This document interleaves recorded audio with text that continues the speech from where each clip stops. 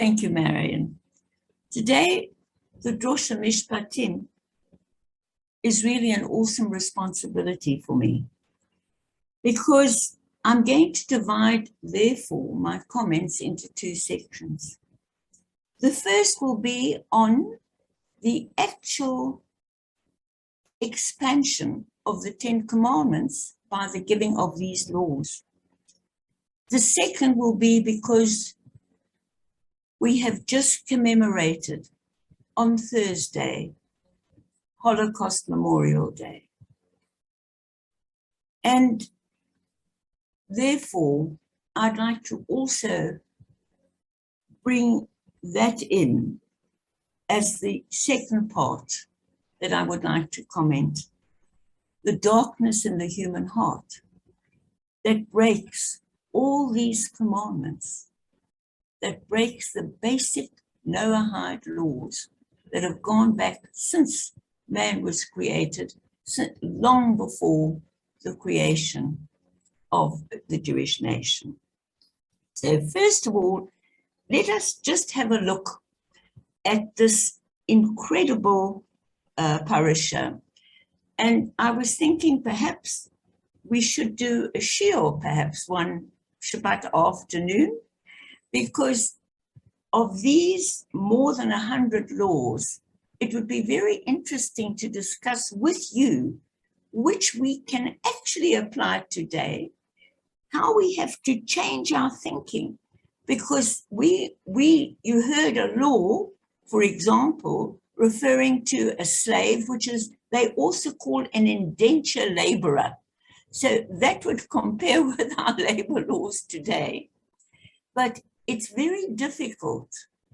And when one tries, perhaps which the extremists in a religion do, to capture one law and turn it to their agenda, we get to the heart of darkness. But let me start off with saying it's very beautiful, because looking at the many inspirational sermons or discussions on this issue, how come you get this great revelation, the 10 Commandments, everyone's excited, and then, boy, Moses then has got to come and bring them down to reality. And you've heard that expression, the devil is in the details. Well, here, I'm afraid it's God is in the details. God is in the details, and the details are everywhere. So when you say God is in the details, someone else, I think it was Rabbi Joshua Weinberg, who is a great rabbi who's given one of our services, and I'd love you to meet him, and we'll ask him to do another. He happens to be the vice chairman of the World Zionist Organization, which includes all the different streams of Judaism, and he's head of the largest Zionist religious organization of progressive Jews in Israel. So he made a joke, and he said, you know, it's like when you read a contract, you read it, but then you skip out all the small little fine print at the end. Skip the fine print on any contract, including this one, to your peril.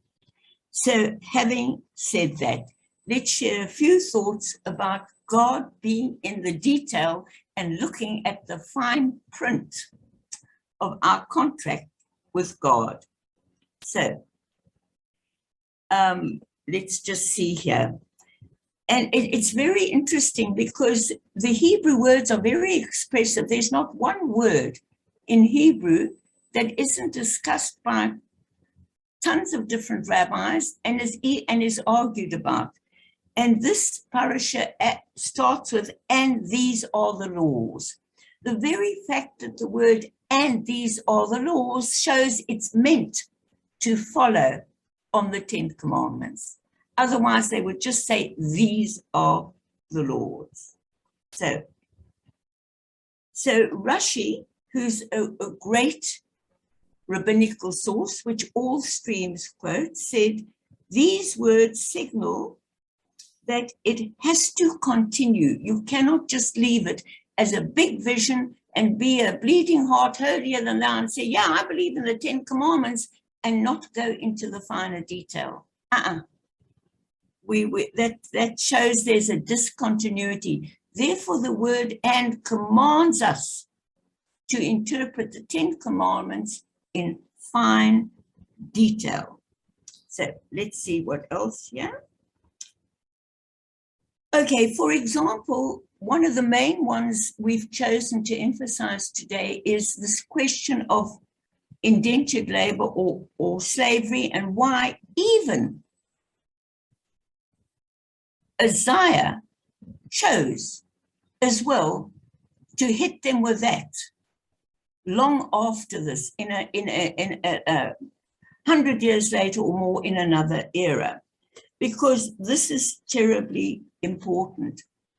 Now, although the laws at the time did not abolish slavery totally, you've got to understand that that was the beginning of equality that we have today in our Western governments.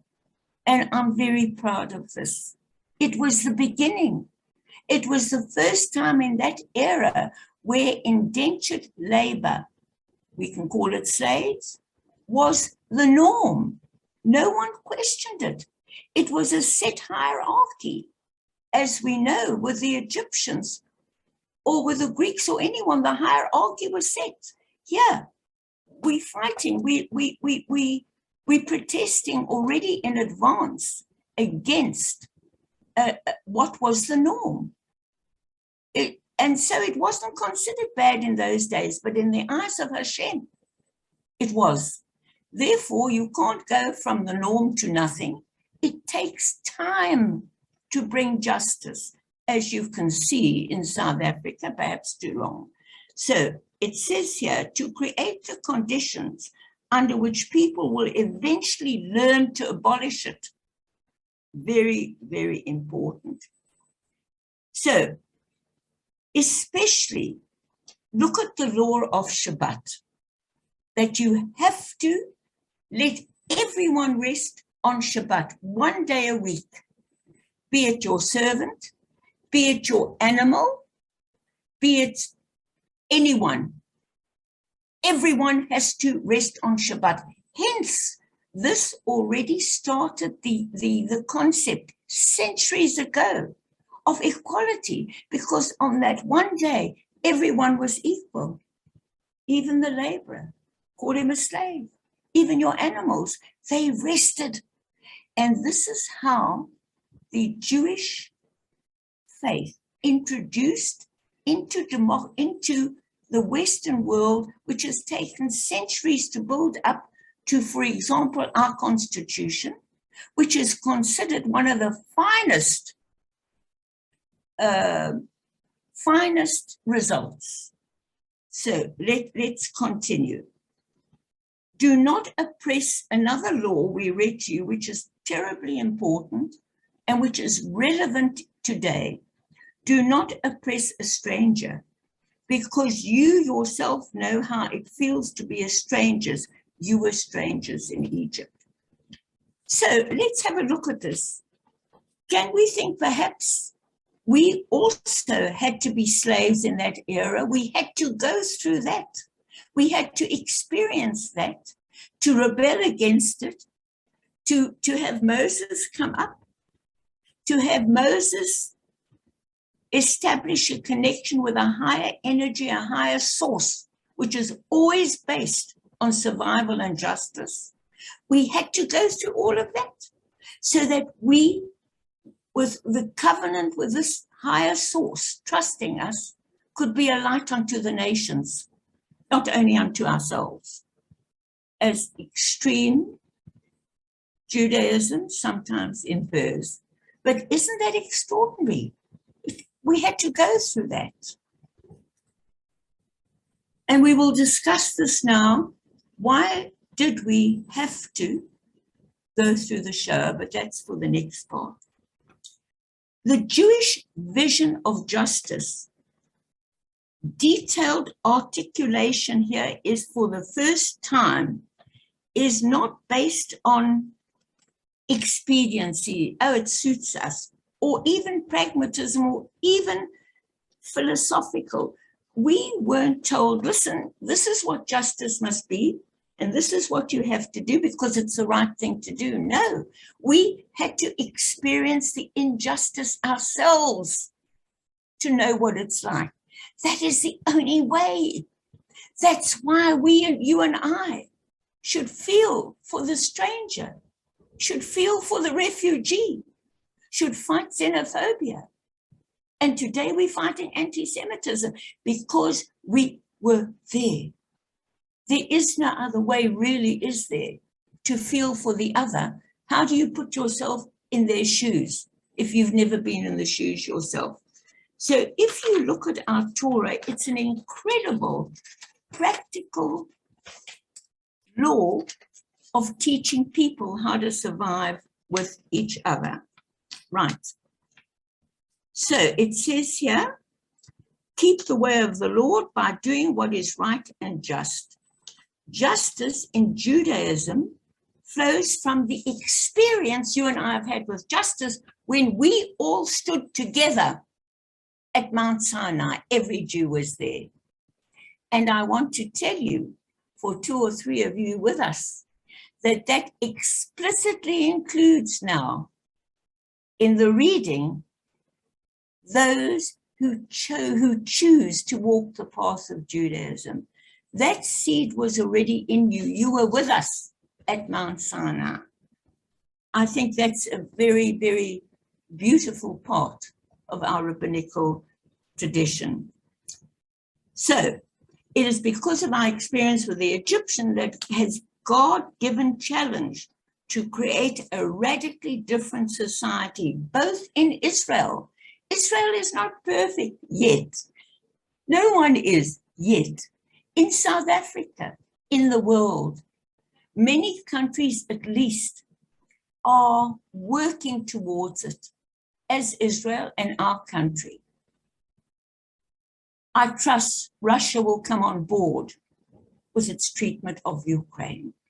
But let me just concentrate a moment on the 2 countries I know best, which is South Africa and Israel, and I love them both equally. You can see we're battling here to walk the path of democracy. We're hanging on to it by the skin of our teeth. Those of you who read my last message. Israel is also battling, but at least it's battling, and with its new coalition government and pushing out the previous government, which represented right-wing and ultra-Orthodox. Please don't think the Jews are any different. We've got our right-wing, our left-wing, our extremists, our Meshuggahs. For those of you, Torah, you know what a Meshuggah means. It means a nutcase. But at least the most important thing to me about Israel, South Africa, America, the UK, many of the countries based on a Western type democracy, which all comes back to our Torah, at least we're struggling. Yes, we've got setbacks. Yes, they're terrible things, but we are struggling towards it. And this is very important. Society must be based on the rule of law, impartially administrated. This is why the Jewish Torah tells us, and you remember with Moses and his father-in-law, Jethro, this is where the entire constitutional court, the other courts, all the different levels of government in every Western country is based on this Torah. Think of that, it's amazing. So, and we've said law has to be impartially administered. You know, it says in our Torah, because you feel sorry for a poor man, when he's in court, you may not judge on his side feeling that compassion. It's not allowed. You've got to judge on the best you can of your ability, on the facts of the intent in the person's heart. You may not be swayed by a wealthy or a poor, or even a migrant. But let's decide on the facts as far as we know them and stick to justice. And very, very important, do not follow the crowd in doing wrong. When you give testimony, if you're doing a lawsuit, and between you and me, even when you're discussing it with your friends, even when you're talking to other people, do not pervert justice by going with the majority crowd. Because the crowd are going to be swayed. They want the easy way out. They want a quick answer. And most of all, they want it to suit them. That is not justice. Don't show favoritism to a poor man in a lawsuit. We've been there. And you know, I'm just going to digress for 1 minute. It's unbelievable that this law applies to all different areas of human endeavor.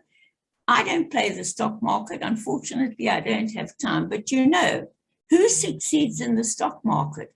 They sell when the whole lot of the world are panicking.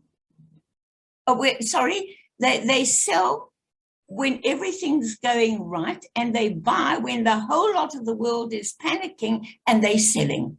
So they sell when the majority are buying, and they buy when the majority are selling. That's the only way you can succeed in the stock market, or you just sit it out. But don't follow the crowd. Don't listen to Lashon Hora. Don't listen to someone gossiping. Look for what is good. Yes, admit what's bad, but also look for what is good. So the other principle in Judaism, and I'll just conclude this section with that, is that in our faith, and this has come into all Western democracies, laws do not only apply to the legal, to the elite. It applies to you and me in how we behave and act every day. And I think it's incredible, showing laws do not belong to the lawyers. It is the heritage of every Jew. It is, and through us and our explanation, it is the heritage of every human being. But if every human being could understand it's in their interests, and that they'll achieve what they want by not hurting the other, by not denigrating the other, yes, admitting what's wrong, but giving due to the goodness where they find it. So the last Yitro last week contained the vision of God and the 10 Commandments. This week, we've contained the detail. And without the details and the small print, believe me, you are going to go wrong. So in that small print, in the many, many laws today, we can see, we can help Hashem as his co-creators put it into practice.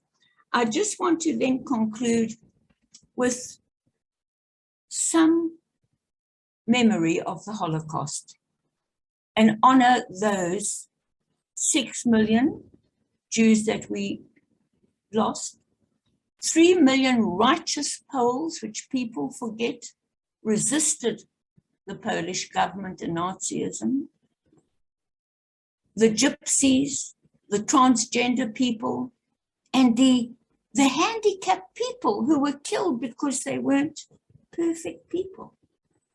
So I'm looking here at quite a few different concepts, and it's basically acknowledging that you and I don't follow all these laws. The governments break their laws, and there was an age of darkness where all these laws were ignored and the majority of the world stood silent. So let's just go there and try and understand where this horrific anti-Semitism comes from, because it's basically in hatred of the other. No matter what anti it is, it leads to death.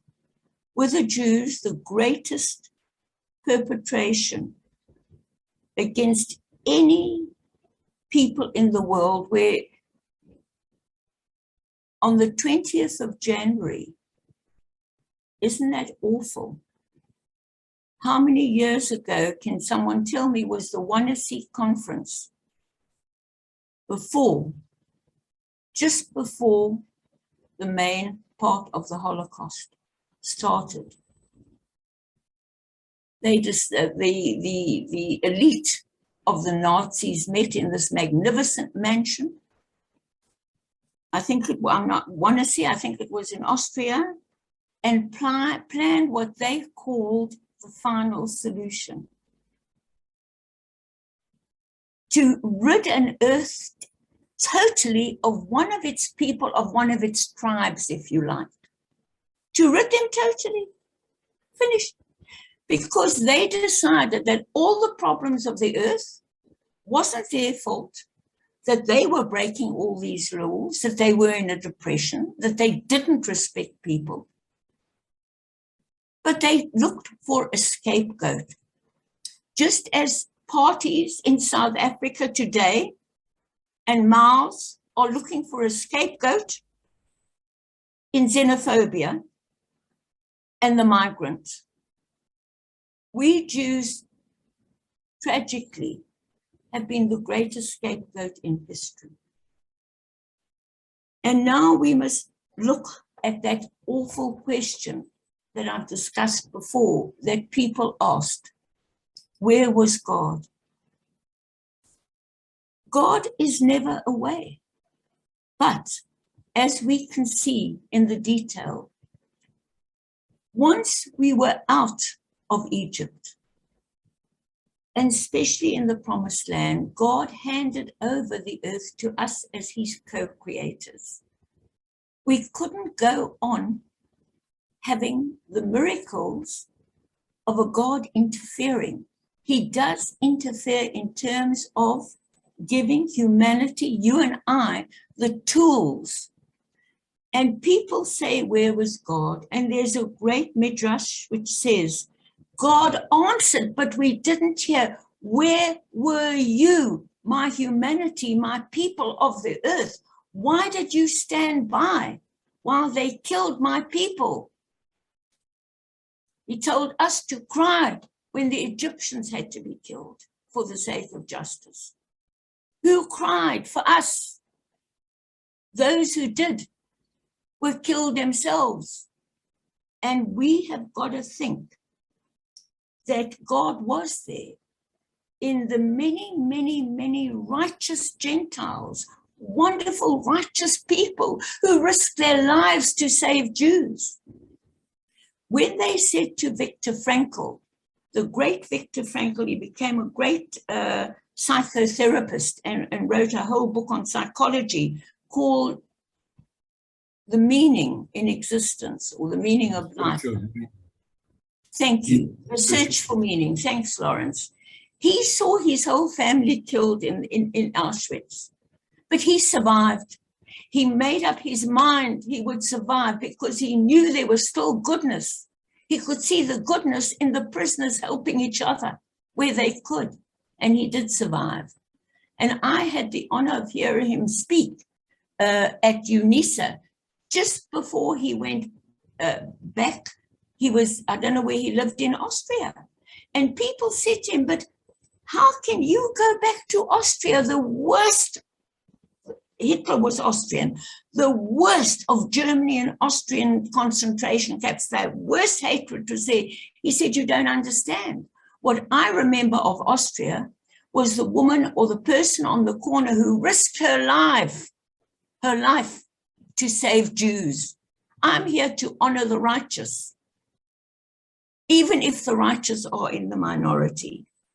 So I think that's a great message for us. So, and there is a saying that when humanity is good, they are a little lower than the angels. But when we are bad, we are certainly lower than the beasts or our beloved God's creation of animals. And the truth is, once we were in the promised land, once we had escaped from slavery, once we had God's laws, Judaism makes it very, very clear that in spite of an eternal higher energy in which there is no time or space, we have free choice because we can choose between a curse, we can choose between a blessing. So it is a combination of God knowing everything, of being an overall energy, a great force, but it is a combination of our meeting him halfway to do the right thing. So let me conclude by just reading something from